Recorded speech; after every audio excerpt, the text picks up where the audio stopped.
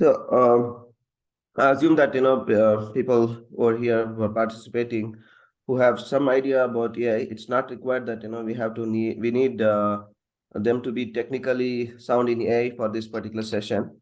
The this session is pretty open, and it's not anything deep into the technical aspects of it, but this is very useful as when it comes to applying the ethics, and understanding why it is required, why is a ethics important at this point.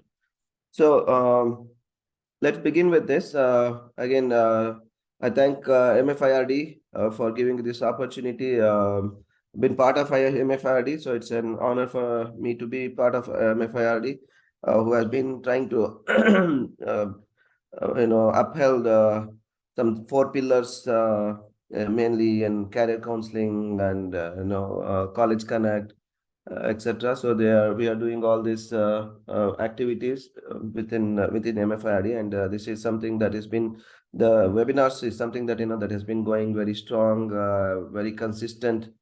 Thanks to Dr. Saif Abrar, who's been guiding this, and also taken it as his own responsibility, and making it available for everybody to participate and learn from it. And so let's to begin with, this is the objective. These are the different modules that I'm going to be talking about today. I know I have a lot to cover, but I may be rushing a little bit somewhere. But if required, please let me know if you want me to kind of slow down or stop. Please do feel free to let me know, and we can discuss this. But preferably, I would say that I would like to have the questions at the end.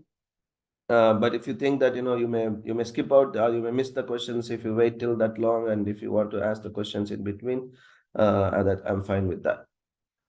All right. So the first question is, first thing is, why we know that the AI is right now is a growing technology globally, and the global market. The growth rate is kind of expected to go to 37.3%. It's definitely growing, and we see that definitely see that this is something that is there in all the areas. It's covering all the different areas, right? The objective of this particular course is to provide a detailed understanding of the processes, and the AI ethics.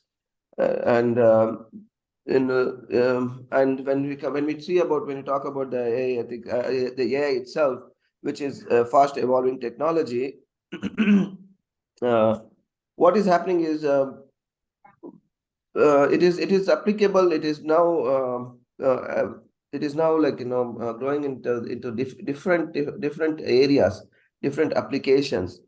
It is helping humanity in many ways. It improves in prediction, optimizing operations. It helps us in resource allocations, personalizing service delivery, etc. There are many different applications of the AI at this point, and as we speak, it's just growing and growing and growing, right?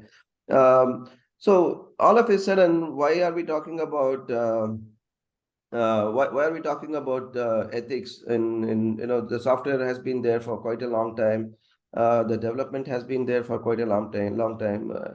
So what's the difference between what is the main difference between the application, the AI development that is happening now versus versus the why is it not moving?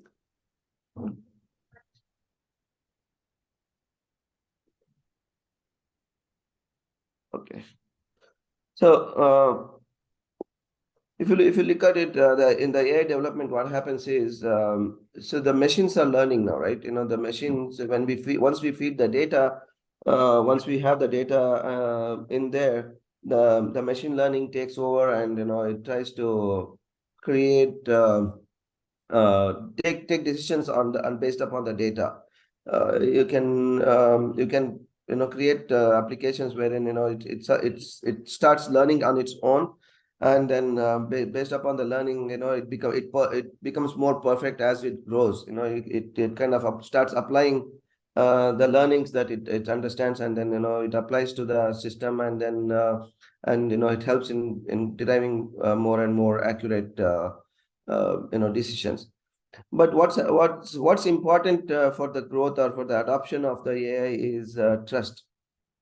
You know, Artificial intelligence, when we look at it now, it is very much important for this technology to be adopted. The one key aspect is the trust in the technology. Uh, and to gain this trust, we have to adhere, to the codes and rules and ethics, similar to what we do in our daily life, as a human. The way that we work on, all the kind of the framework has to be laid out. If that is not laid out, then what will happen is, slowly it might happen that the systems might take over, and then it will have a very adverse effect. We'll see some examples of what's happening right now where in the applications wherein this ethics have not been integrated or not been thought of, and the applications have been released to the public. So because of this, because of all these challenges, because of all these challenges that are there, the regulations are coming in. They're not there yet fully, but I would say, like, every major country is is heading towards it, and some of them are already in there, but some of them are heading towards coming up with regulations to see how to deal with this, with this technology, and how to deal with the ethics, and making sure the applications that are being made available for the public, especially if it's a public level application, to make sure that they all are adhering to some kind of ethics and some kind of responsible AI, etc. So, these are some of the examples here. Uh, I can quote a few, and we can talk a little bit about these issues. I'm sure you might have already. These are all clippings from different news. The latest one, at least in India, we know that the celebrities have been. They have this, they have been become victims of deep fake videos and pictures. It can happen to political political leaders, etc. Similarly, there's been this in Britain, when during the COVID, what happened is, in London, there was this whole the whole grading system was automized, was put into the AI system. They created AI system because nobody was coming to the school, and hence the grading and all those things. They said, it'll let the system decide. So they created some kind of algorithm to make sure, to grade the students, probably based upon their previous obviously what will happen is that the AI has to learn from the previous data. So they looked at the previous tracks, and hence the results came out, which was a very much it created a chaos in the whole system, because some of the students, it doesn't mean that if some student was not performing well in a certain period, in a certain at a certain time. There may be many reasons to it. Sometimes it might be a health reason, it might be a family issue, many other reasons, and because of that, your system, you cannot kind of label that student as a dull student, or grade the student as low, even later on. So like that, there are many such algorithmic issues that happen, which were brought to notice, and there were a lot of issues over there. Similarly, there was issue in Michigan, where especially for the unemployment agencies, they put it into the system, and because of which the people who were um, who had to be paid, they were not paid, etc. So there are so many different.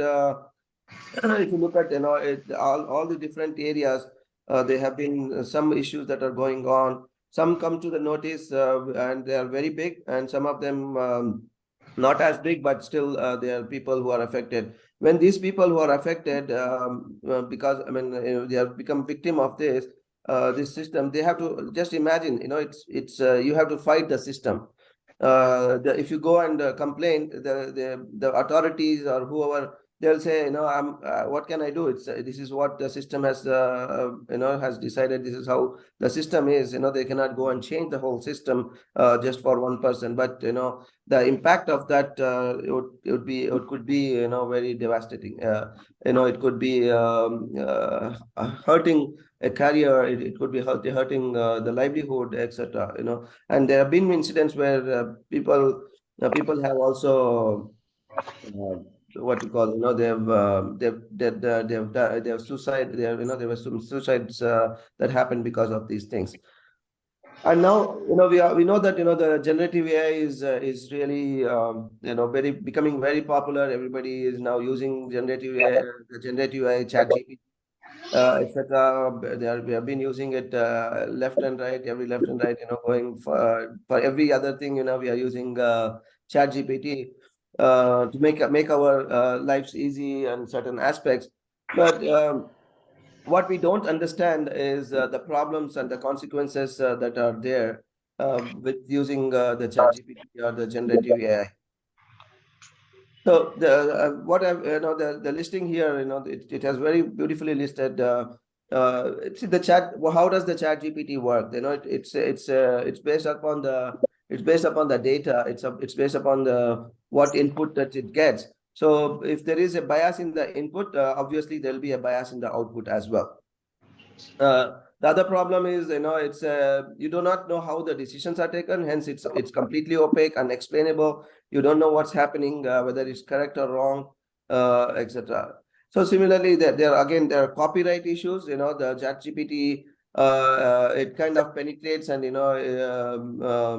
are a lot of crawling that happens, and it takes the data irrespective of looking at whether copyrighted information or IP, whether there's an IP infringement, etc. So hence, if the organization, if as an organization, if I'm using the Chat GPT for something, I may be sued. That organization might be sued for the IP infringement. Similarly, it's all pretty static. The data which already exists. It's deriving the information from the static data, and hence it could be misleading or based upon the information. I still hear some people voices. If you can go on mute if you're not.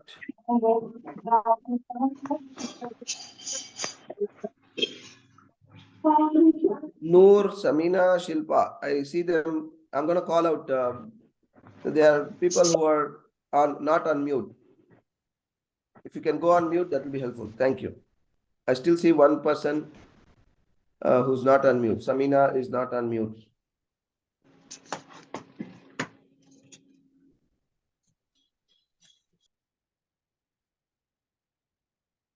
So definitely continuing, definitely the alignment with human values. It's this is really help creating these problems. With because it's not considering any ethical implications of the decisions that are being driven through the generative AIs. And similarly, it has. There are other issues, whether some kind of hallucinations, and also it's power hungry. So for more details, this is something that I there's a source that has been already listed into the on my screen. So these are some of the examples that are there, and what has been done is there's a data here which shows how all these different what are the different areas the AI is getting the application are getting affected, and I think where at the moment. Take it, Lalo. sorry.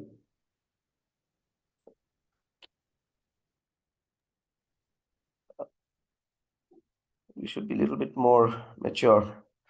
Uh, so So here this is the the statistics statistical analysis of different applications, and where we see there's some kind of a breach, some kind of a issue that has been happened and which has been affected, and if you look at the different areas, it all leads to sometimes it leads to transparency. It can be classified into all these different 9 areas. It could be on the just fairness, it could be on the privacy, accountability, trustworthy, etc. So these are all the different areas, and this is really growing, and it's seen that wherever there are more applications and development, and there is a use, obviously that's where you see the number of problems that are there in these areas, right? So America and the Americas and the EMEA, the Europe region, you see a lot of issues right there. So this is something that what we say is excuse me, the challenges that we are facing, and due to these challenges, there are all these different regulations that are coming in. The EU AI Act was just recently, they launched this act. This is the first regulation on the artificial intelligence. Now, anybody who is going to be publishing or releasing AI application in the European region, they are going to be regulated by the AI Act. The act is already available. Somebody, if you want to download and see what this act looks into, you can do so. You can just Google it for EU Act, and you'll see all the information right there. So also in America now, there have been very much, there's an executive order that has been placed for that every department, every government department should have secure and trustworthy artificial intelligence. Like, for every they have created some new positions wherein there's somebody who's vigilant, who's looking for like a AI officer kind of thing, whose job is to make sure that that particular department or any applications that department uses, or they kind of ensure that it passes through all the regulations. So similarly, not just the developed nations, but you see many other nations. Malaysia has already they already have a framework. They are on the AI ethics. They already have a framework, and now they are trying to build up based upon that framework, create the whole governance structure for themselves. And Saudi Arabia, they have also published their ethics principles. Dubai, in fact, I have not listed it here, but Dubai is also very far ahead already. They are now they started implementing, or they already have the framework. They have started looking into implementation of this, and how do you bring some kind of responsibility, some kind of ethics into their systems.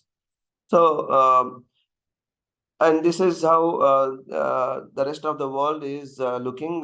This is a little bit outdated, but still, these things take some time. But hence, even though it might be a couple of years old representation here, but not much might have changed, or it'll just be adding more countries to this.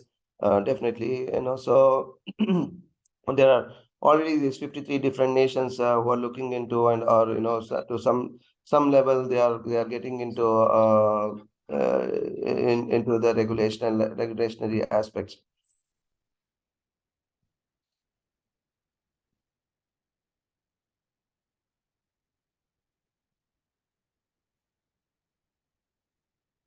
So look, what's happening is, I know a lot of people are having this question that, is AI going to take away my job? Definitely, there's going to be some impact of the AI coming into different technical areas. And then, but the thing is that it doesn't mean, of course, there are many different new opportunities that are being created. What we are seeing now is there are new roles, like as we saw in the previous slide, that US has now the administration has made mandatory for every department to have one person who's looking into this ethics. So similarly, there are new roles that are being created in organizations, such as the chief AI ethics officer, data ethicist, etc. And within the bigger, if there are bigger organizations, they have different boards who like internal committees who look forward, who look at this particular thing. It's their responsibility to look at it, to make sure their employees are trained on it, to look to make sure that the values have been incorporated and the framework has been created. So there are those kind of internal committees and boards have been started in many different industries at a higher level. And not just that, but also we see another kind of set of individuals or some consultancies who are experts, who have formed some kind of a consultancy, wherein now they go in as an external consultant to the industries to make sure, to kind of evaluate and certify them. So this is where we are on the ethics and also from the job and the different roles that are coming up. I'm going to get into the little bit of historical, or a little bit, from where we started IEEE. I'm not sure if everybody who are here know who IEEE is. IEEE is the world's largest professional association, and it's a member-based association. If you have a background of especially ICT-based engineering, whether it be electronics or power, ECE, or science, computer science, you might have definitely come across the IEEE in many different ways. There are colleges, there are student branches that happen in engineering colleges. We do a lot of conferences. There are a lot of publications. You might see, you might have access to the IEEE digital library, etc. So, and we also, when you talk to industry, IEEE is also a SDO software, standard development organization, wherein we develop standards. So you can call it as we are the makers of the Wi-Fi, that is the IEEE 802.11. Similarly, there are many different standards across different technologies that exist. So what we did from the IEEE Standards Association, that's where I belong to at this point. And so what we started this journey, we started the AI ethics aspect of it. We started this way back in 2015. And when we started this in 2015, we started it as a industrial connection program. Industry connections program is like a pre-standardization program, which resulted in coming up with ethically aligned design. It's a kind of a book which kind of lists down how can we align the ethics when we are designing any system. It's really a beautiful book. It's again, it's available for free. If anybody wants to download it, you can go ahead and download it and read through it. I would highly recommend, especially if you are a computer science student, or a software development person in anything to do, or even like from a data analyst or somebody who's into business analyst. It's really good to go through this particular book. Then we came up with a second version as well. There all these two versions are there, and based upon that, then we started working on new standards. These are socio-techno standards. It's not like, very not fully techno, but it's a socio-techno standards. This is the first. I think we are the first one who came up with this kind of standards on the AI ethics, and based upon the EAD. Later on, there are many different organizations who caught up and who have referenced the EAD for developing their own principles. The Fellow Life Institute, they came up with, they used it. The Ocean, then even IBM, in fact, IBM Everyday Ethics for AI, they referenced the EAD. The OECD, the OECD principles have referenced the EAD. So there are all these different larger organizations. They use this early work, very really deep work that was done in defining their own principles. And then the series of standards then started coming out. So now this particular all the different standards on the ethics that we have are what we did is, because these are really important, and it's we feel that it's it's a must for any AI development to happen. So hence these are being made free based upon we have a program called GET program, and based upon the GET program, these are made free, and the link is given below. Or you can just Google it up. You'll get access to this. You can download these standards and again read through them for your individual purposes. So now I'm gonna go into this standard that's IEEE 7000 is where which defines what is the process that we need to use. What is the process that we need to use to incorporate or to integrate the ethics in the system design. So who is it for? Who is the IEEE 7000 for? This is for the organizations or the people who are coming up with new products, AI new products, or they are thinking of revising, or looking at enhancing it, or coming up. There may be existing application that might be running, but now they want to incorporate or add some artificial intelligence to it and some automation to it.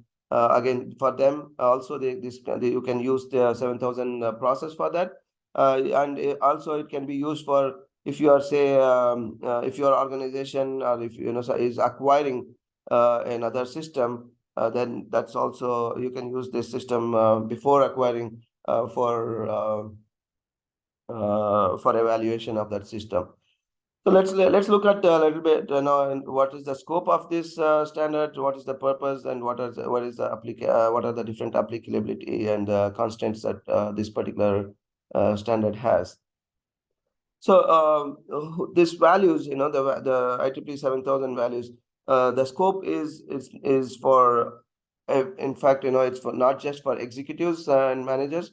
Everybody is is responsible, right from the developer, right from the functional manager, or people who are working on the functional side of it, the business analyst, etc. They all are very much responsible, and hence the scope is for all these people, all the business owners, the executives, managers, everybody, because they when they make these decisions, it is they are making these decisions on behalf of the organization, and when they are making these decisions, they whatever happens with respect to whatever happens for the organization, they'll be responsible for it. Hence, it's really they have to know what they are developing, what they are into. Like, and for the system developers, for the system developers or the software developers, architects, solution architect, this standard, it goes far beyond just a list of value or principles to follow. Basically, it provides a whole process for embedding the organizationally relevant values into the system. The organization can define what values they want to incorporate into the system, and so they can and that those values can be embedded right at the design stage, and also then later on taking it into the development stage. This particular this standard actually it provides a structured process, right from value principles to practice. It's just not thing. It's it takes down through the principles to the practice. It helps you understand the whole philosophy, the ethics. It helps you in understanding the values that are affecting your stakeholders. Hence, it is important for you to understand who your stakeholders are. When I say you, it's the system of intent. The stakeholders of the system that you are trying to come up with. So hence, all of these are going to be important. This is what the scope is, and as I said, the purpose here, the purpose is to incorporate this the main issues that we have been facing, right? As we looked earlier in the previous slides, we saw some of the very common issues across the board. Hence, the aim of the system is to enable the organizations to design and develop the systems in considering of regional. When we are developing and designing, we have to consider. We can consider the regional, societal, and organizational ethics, which are such as the transparency, the sustainability, privacy, accountability, and fairness. So that's why when we are looking at it, we can probably classify them and then identify each and every one, every area differently, every criteria differently, and then start working on it. Where is it applicable? The 7,000, again, as I initially mentioned, it is applicable for within any life cycle of the system, any the software life cycle of the system, right from the requirements collection to the testing, and even post development maintenance, etc. So it is applicable at all places. You can use any kind of methodology here, any kind of project management methodology, be it the waterfall technology, or the latest technology, any technology. You can use any methodology, and also any tool can be used. If you are using for probably if you are using say to capture all the requirements and tracking and all those things. If you are using a particular tool, this particular standard doesn't mandate you to use a specific tool. You can continue to use whatever you are using existing, and still adhere to this particular standard. Again, the existing systems which are causing ethical challenges can use this system for reiterating. They're already existing system, but now you can use this system to reiterate the value-based analysis. You can do the value-based analysis. So it's there are all the different applications, the applicability of the system. Similarly, there is a constant. So here it's the ethicality of the system again depends on the moral capabilities of the people who are using it, right? We can who are feeding this data, who are actually taking down all these requirements. It depends upon them. The system itself cannot come up with its own ethics, right? So the moral capabilities of each individual is very important here. That's a constraint. So the system cannot become very so-called pious, or itself. You have to have people who are really inclined towards it.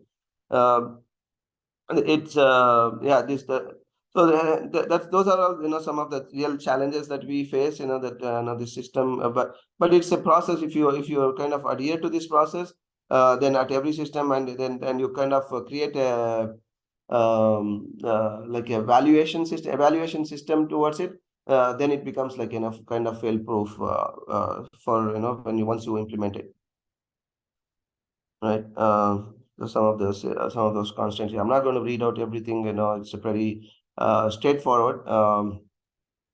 And what are the benefits here, right? What are the benefits for the organization? One is definitely once we incorporate these and integrate the values into the system, it really brings the trust. It kind of forms the trust. And later on, even though if there might be, if the regulations might not have been caught up, but definitely, if once the regulation comes in, you'll be already ahead of the game.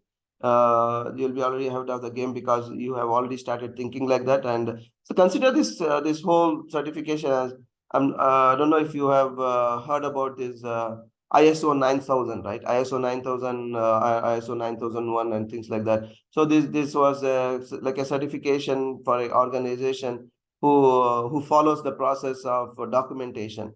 Similarly, this one would be like something that which is it helps in once you have this, then you can say that you have adhered to the IEEE 7000 standard. That kind of shows that now you have a proper understanding of the ethics, and you have followed the whole process for that. So that itself, then once you have that, then you don't have to rebuild. Hence the money. You don't have to spend more money in modifying it or altering it, etc. And especially if the application that you are building is of high critical value or high critical level, then it becomes more and more important for you to adhere, and adhere to this particular standard here. So this is the process overview here. When we look at any software development, this is how it looks. There's nothing different when you look at any other software development process overview. Similarly, here what we do is there are two different stages within the process. One is the exploration, the concept exploration stage, and then the development stage. Within the concept exploration stage, there's the whole concept of operations and the content exploration process. Then the second is the ethical values elicitation. When I say elicitation, it's basically like understanding the requirements and and listing it down and then prioritizing it. So this is compare this with your regular process. Regularly what we do in our software development. What is the natural process? What we do? First thing is there's a high level requirement that has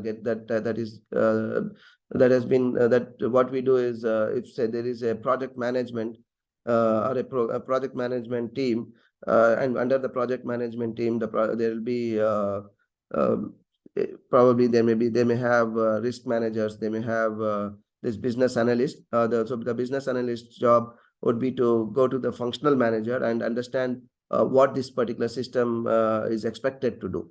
That is what is your concept of operation, and who are the different users of this system, different users of this system, and who are all the different stakeholders, how what kind of data that is being collected from these people, and what kind of security requirements are there. These are all the different things. What we do is we explore during the concept of operation. That's the role of the program management and program manager and the business analyst who go in and look into all those aspects of it. And so when they are collecting the ethical, when they are collecting this data, the requirements, this is when what we say is in this particular process, you also incorporate when you are collecting the functional requirement, you should also collect the ethical values as well. So if you go back to here, So when we are like, if you look at these three different bullets on the right hand side, one is, when you're taking the requirements, you're actually taking the requirements of the functionality, the efficiency, and the effectiveness, right? So along with that, you're taking in what we do here is, along with these functionality requirements, efficiency requirement, and effectiveness requirement, we also collect the requirements which are adhering to these different five areas: transparency, sustainability, privacy, fairness, accountability, etc. There may be more, depending upon the organization. You can take that as well, and then based upon those, you can prioritize that. You can prioritize based upon that. You can prioritize what should be first, and what should be what is more priority. Sometimes the ethical value becomes more priority, and based upon the I'll give you some example. Let me get into the example when I come to the development stage. So hence you prioritize what's more severity. What's the level of severity? What's the level of criticality, etc. Those are the exploration and the concept exploration stage. And then what do we do? Like in today's world, what do? We take down these requirements. We sit down with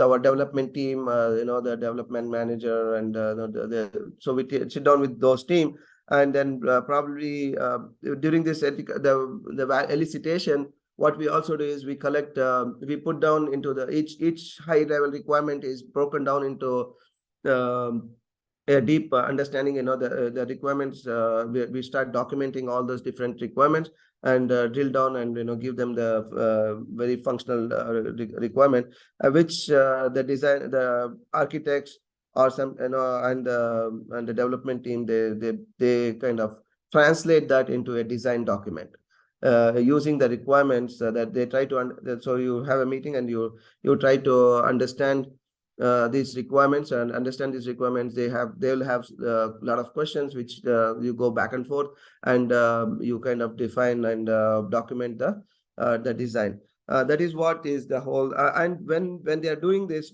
when you're doing this at the functional level, you also consider the ethical aspects into the functional level. That's what is the difference, differentiator here. When you are designing it, now you have to also add these other criteria along with the functional requirements. When you're designing it, and when you're talking about it, that's the difference that happens. And based upon that, then you come up with the whole process of design, and then it goes into the development. During the whole process, what is required is we kind of maintain that transparency. This is, again, the transparency is it helps in auditions. If somebody wants to audit, if somebody wants to certify, if there is no transparency, then it becomes like a black box. So hence, we need to have the transparency at all the different levels, whether it be at the concept, exploration level, development level, every different level. You need to have the transparency going. Since I've explained all this and lack of time, I'm gonna skip these slides. I'm gonna move forward.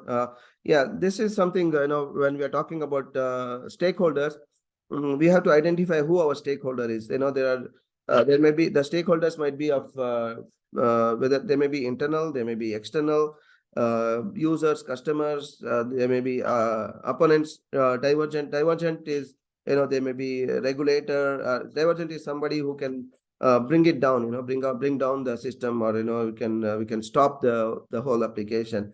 So there are different stakeholders. Again, when we are listing down, during the exploration, we need to make sure we understand each and every stakeholder, and the significance of this particular stakeholder. Again, I have the details of what each one does. So we'll go. So when talking about the human values, right? One thing is, whose values are we talking about? So there may be there may be a difference because the values might be different from, say there may be different cultures might have different values, different regions might have different values, different nations might have different values. The principles that they are coming up with, hence they're different. So typically what we've seen is there's this kind of, if you list it down into 4 different categories. The utilitarian ethics, they look at how do we maximize the well-being benefits and minimize the harms. The virtue ethics is looking at the kind of person we should be. That's the virtue that we get into. It kind of derives what should we be doing, and that's what it is. And the duty ethics is what we ought to do, like what are we supposed to be doing. And then there may be this whole the cultural aspects of it, depending upon the region and the religion that we may be incorporated with, or when we're looking at the system development, then we may be using it. So again, the standard itself is good enough to take all the different things, and you can come up with all these things. So while we are doing all while we are performing this or incorporating this AI ethics are integrating this, there are different roles that we kind of think that are important for any organization. These are some of the different roles that are going to be there. And if you look at it, it could be right from the stakeholders. Stakeholders the users are stakeholders. Sometimes you may have an advocate of a stakeholder. That is something which may sometimes it's not directly, you don't speak to the stakeholder directly. You say it's a public facing application. We cannot go to the public at that level. Hence, there may be some kind of advocate who's representing the users, the public. So hence, that is something that we need to think about. So each and every role here plays a different part. They have different responsibilities where they are their actions are accountable. So again, I'm not going to go into each and every role here, but this is just to give you a highlight of what are the different roles that you might have to think. Some of them are which are already existing. For example, your top management already exists. Your product management already exists. Sometimes your user or stakeholders already exist. What moderator exists? What system expert exists?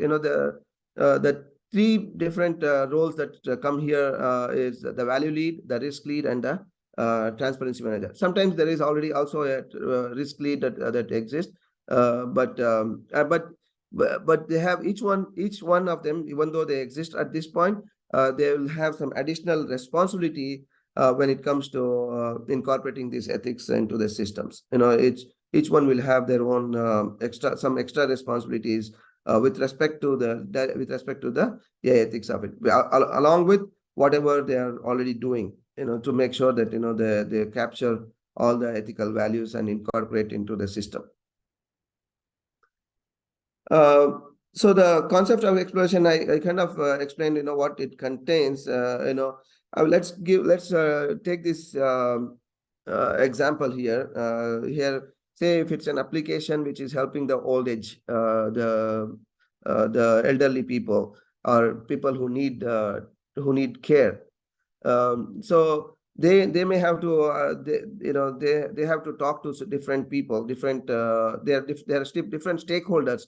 They may the family, they talk to the nursing, they talk to the age, and hence when we are developing the system for the elderly, we need to understand what kind of controls they need. Do they need? Who are all the different stakeholders? What are the different the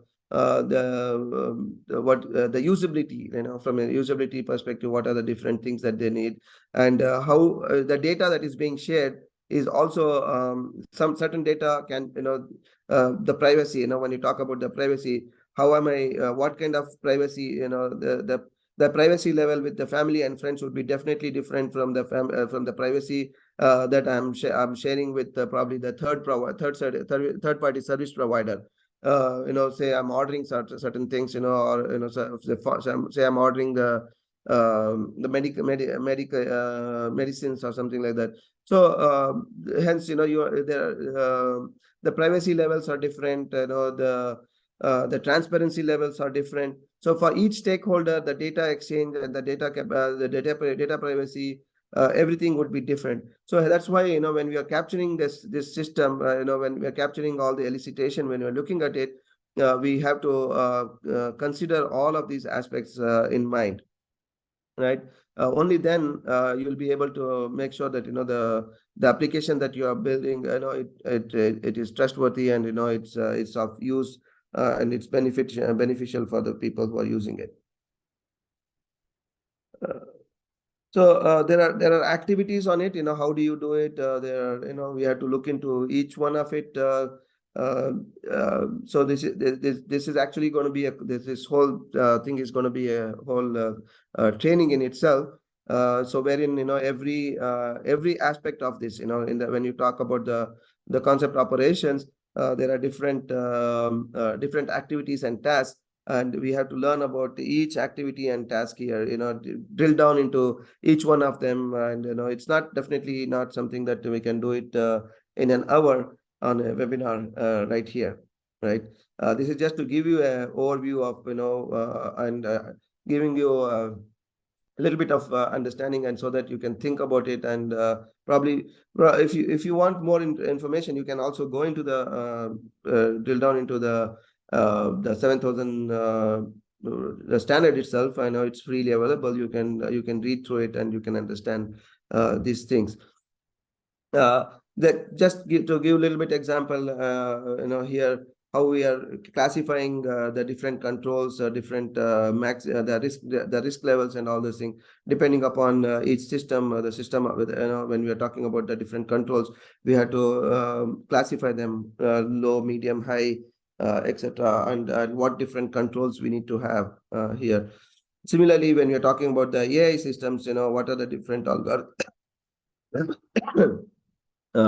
So one of the aspect of the activity, one of the activity is to analyze the technical and organizational control.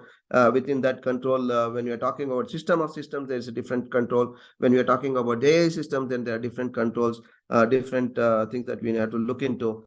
So and when we are talking about the social and legal aspects, there are activities that we have to ensure that we adhere to those social and legal activities as well. Right.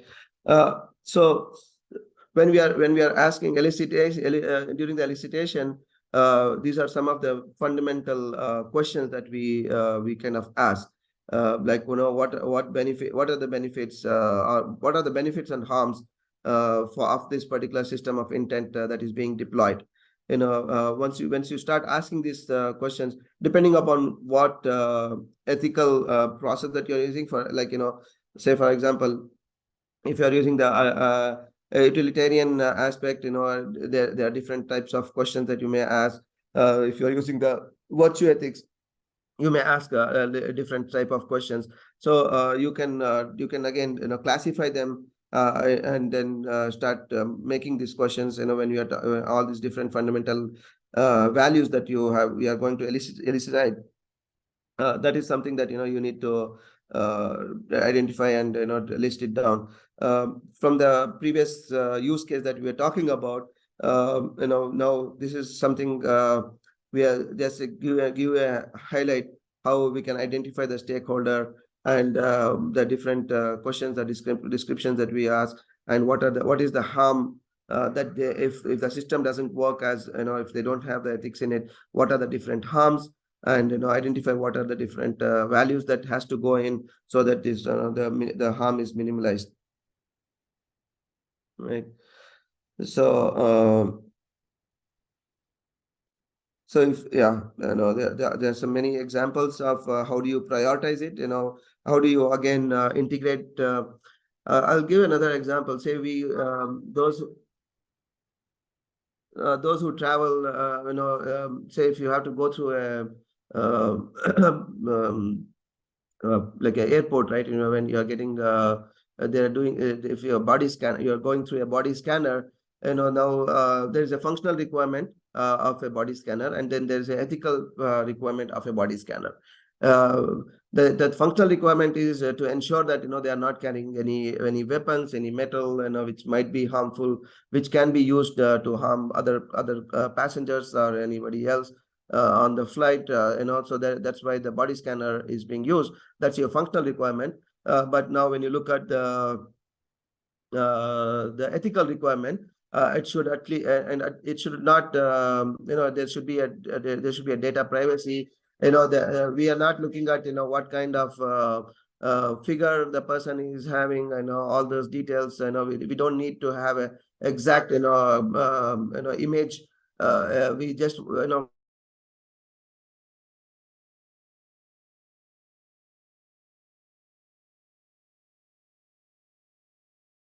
and now sometimes the ethical values will drive your functional values. So here when you're designing it, when you're developing it, your hardware, your image processing that you are doing, now all that is going to be changed, or it's going to be designed and developed based upon your ethical values. Your camera, your image capturing, all the hardware might be very good enough to give you a very good picture, but now you have to lower down your image processing capacity, and here we are not doing a facial recognition. Here you are doing a body scan. So there are different applications, and for each application your ethical values will be different. And hence this is when you kind of when you're designing it, your ethical values and the functional values put together will come, that you come up with a design. They kind of integrate, and then you come out with the design. So that's and for that, there are activities on how you do it. For each task, there are different things that you look at it, and there are different activities you have to go through it, and then come up with something like this. The different for each criteria, you kind of come up with some kind of a value elicitation and things like that. So this is I think now we are kind of running out of time here. We are right on the hour. Probably I'll just take another few minutes. So as I was mentioning about integrating both these, so the ethical values and the value demonstrator and the functional values, they all, we, like as I mentioned, we put those together, and then you come up with the design. That is what we call it as the risk-based design process outcome, right? And and then overall we go into the making sure that there's transparency that is available at all the places.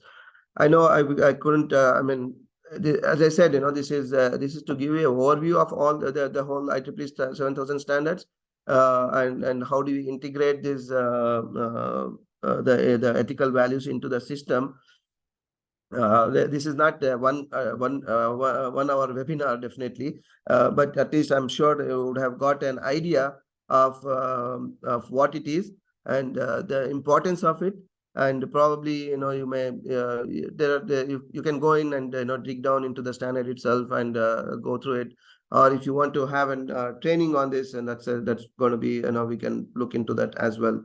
So now I'm going to open it up for question and answers. If anybody has any questions, you may go ahead and ask now.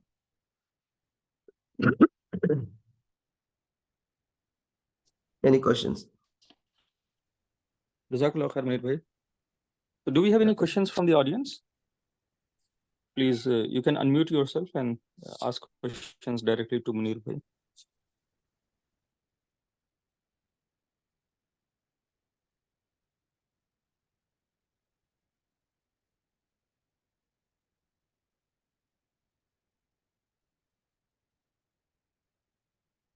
Okay, looks like either they have understood everything, or I have not explained it completely. It was very interesting and very useful. So I would like to just get an idea, incorporating all this, how much will it add to my software development budget in terms of time, effort, money? It really, so if you look at it, right, if you think about it, if you're talking about the whole budget perspective, obviously, one is the resource, what are the different resources that you're adding, right? So it doesn't require you to have an extra resource as per say, like, I defined those different roles. But again, that doesn't mean that that we need to have an individual who's playing each and every role. There are one person who can play multiple roles as well. So that's why the scope of the whole project, it could be different from different things, right? So, but one thing definitely will add up is to understand this whole having an understanding of this whole. Right now, people are used to the regular development process, wherein even the business analyst and all those things, they're used to just collecting the functional requirements. Right now, they have to be trained. So that doesn't actually come under the again. If your organization is looking at it at a higher level and trying to provide a training generic to all, they are providing the training to all the business analysts and program managers, for example, irrespective of the projects that they are working, then it doesn't actually apply. That budget doesn't apply to that particular project that you are working on. But if your training is based upon that project, then obviously that training cost comes to your project. That's one thing. The second thing that happens is so you're kind of adding up some requirements, right? So along with the functional requirements, now you are adding new requirements to it, the ethical requirements to it. So the ethical requirements, again, here what happens is it depends upon the criticality. What is your criticality of these functional requirements? What is the if it is your, say for example, if the AI application is used for a human interaction, it is used for healthcare, then it becomes more, it becomes critical, and hence there's a lot of scrutiny that happens at that level. Hence, definitely you need to have the number of requirements will definitely grow. That will be, I would say, at least some 30% of growth in the ethical values there. You see, from the regular requirements that are going to be there. So now, if you look at the 30%, 30% of requirements means 30% of 30 or more percent of the same effort going into the designing and testing as well, right? So you have to now incorporate the whole testing and etc. So I would say that's the ballpark that you may look into, like depending upon the criticality or your the percentage of the ethical values, the effort that goes into the understanding the concepts and understanding the ethical values and all those things will gonna add up. That's how I look at it. You cannot, you cannot give a, even if I just today, if I go and ask how much is the price for developing my website, a static website, the guy is not gonna give me answer, okay, this costs you this much. They say it depends upon the project, it depends upon the website. So these are the additional things that are going to be adding up. But when you look at the benefits, right? When you look at that's very, it is very important that we have the buy-in from the top management for this thing, right?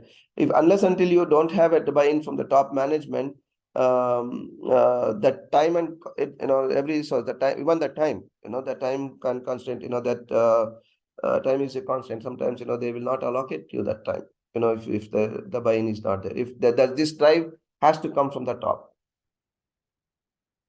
Yeah, thank you, Munir bhai.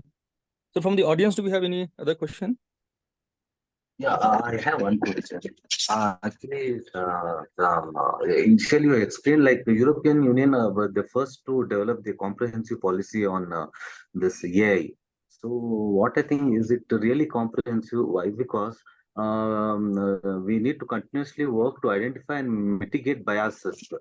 And also we don't know like what the future like what the AI can cause. Like is it very comprehensive or like in probably in future that's requires lot of amendments? So, so right now what they have done is the EU AI Act. I'm not an expert on it, but a little bit that I understand on about it. One thing is what they have done is one is that they have the act. Right now, I think they do not have complete. The act does not completely have the generative AI aspect of it. That is something that they are still working on it, but they went ahead and released it. But that is something that's going to come up. They're going to add more aspects of generative AI in it. But what they have done is it is it is comprehensive. They also have this thing called the CAP AI. CAP AI is more like a compliance of the AI ethics. Now you have the regulation and then you have the compliance. That's the CAP AI also is available online if you want to look at what they look into. And the CAPI and they also refer they kind of refer to the IEEE standards as well. Like they look at some of these IEEE standard to make sure that that you adhere to some of these life cycle standards that we have within IEEE. So I don't know how much scrutiny is happening at this point because this just got released. But I'm sure this is going to get more strengthened as we go forward, and not just this is like if you look at the GDPR policy, right? GDPR it started with Europe, and then slowly everybody started using it. Every website, every organization, everybody started adhering to the GDPR, and they had to modify their website, they had to modify their processes and things like that. Yeah, when and this applies only to the AI applications. If you have an application which is not AI based, then there's nothing to change. But if you already have an application which is AI based, then you have to look into it. Thanks a lot. Jazakallah khair. Yeah. Munir, what's the status of India in this regards? Good question. So the ministry, this is a conversation or discussion. Don't quote me. I know you're recording it, but that's why I said let's not completely share it. So the discussion that I had with the ministry on this, the ministry is of the opinion to not have a regulation at this point on the AI similar to the EU Act. What they feel, the ministry feels is they feel that bringing in regulation at this point will cut down innovation, and also so they want the innovation to happen at this point. But what they have done at this, what they have done is that they have introduced the Data Act, right? The Personal Data Act. That is what has been introduced at this point. But most of the countries are also at wait and watch kind of thing. They are looking at wait and watch. But again, it's my personal thing that personally I feel that if I it takes a lot of effort to bring in a regulation, governance, etc. But if you start late, then probably we may be by quite delayed, because the rate at which the developments are happening, amazing, right? You blink and you have an application, you have something, new features, new things, and as if like they are self-developing it. I don't know how it's happening, but it's just booming. So yeah, that's the stage, or at least that's the thought that that's the information that I got from the ministry. This is me directly, personally meeting at a high level ministry person who's looking into this AI aspects of it. Okay, thank you, Munir bhai. So any other question from the audience before we close?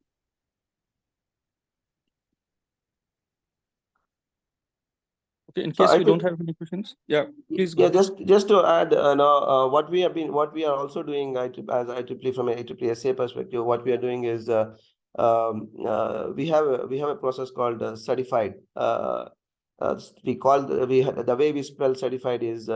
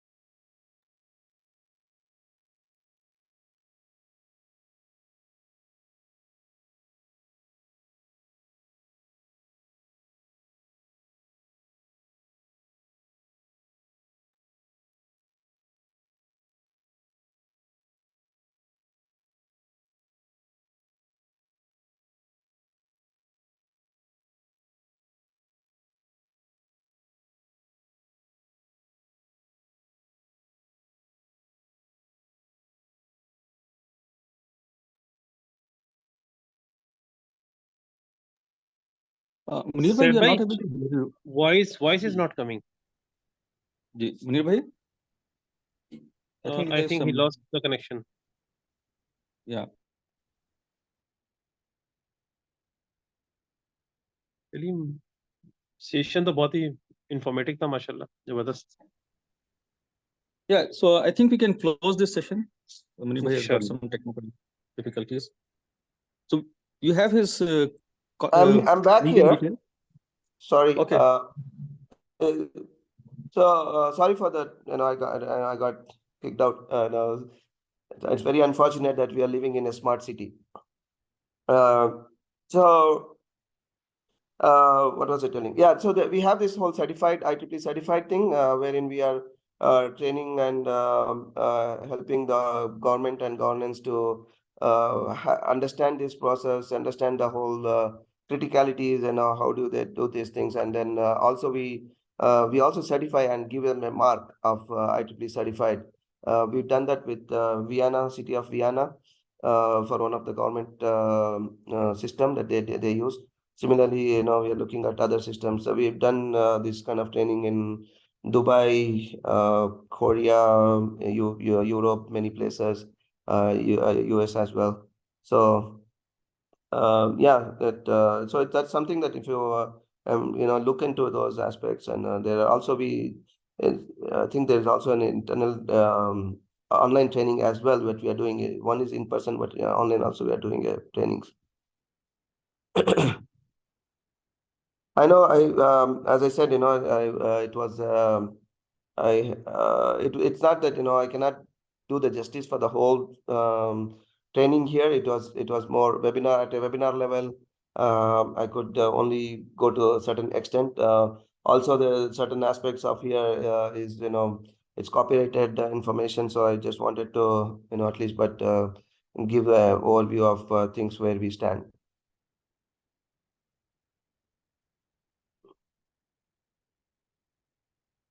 We certify organization, we certify application, basically. It's an application.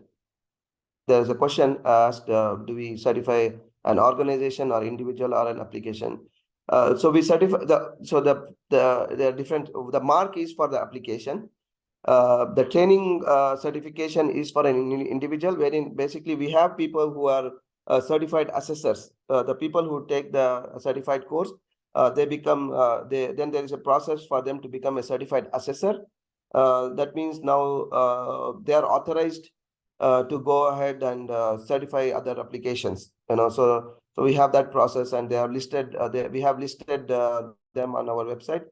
We have like certified assessors who go in as a certified assessor, or they can go in to a different organization and assess the application, and then then they work with IEEE to get the IEEE certified mark for the application.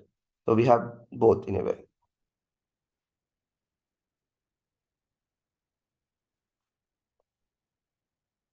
So sorry for that, I took a little bit longer. So looks like there are no further questions. So Saif bhai? Yeah, sure, Munir bhai. Thanks a lot for your time and sharing knowledge with us. No, it's really it's my Hello. privilege. It's my duty. Jazakumullah khair. So with Yeah. this, we close this session, inshallah. Yes. Assalamu alaikum. Wa alaikum assalam.